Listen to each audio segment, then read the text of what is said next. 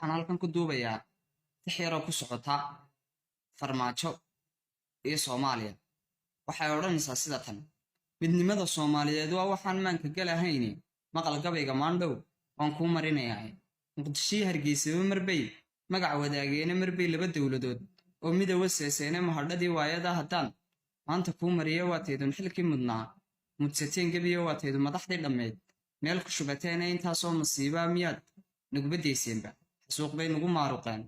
morgan iyo gaani midhbayo ku hadhino waqooyi meel ku wada laaya sheekh mufti iyo maatida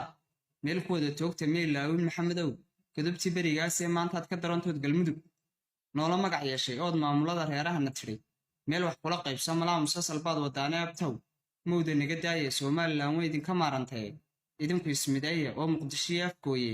mooryaanta ka xoreeya haddii kala milatariga siyaad sidaan marinka ugu jeexnay ayaanu idin marin mar kale ina farmaajo sii sheergareeya falowda laykta waxba ku sii dara reer Somaliland madaxdiisa arintii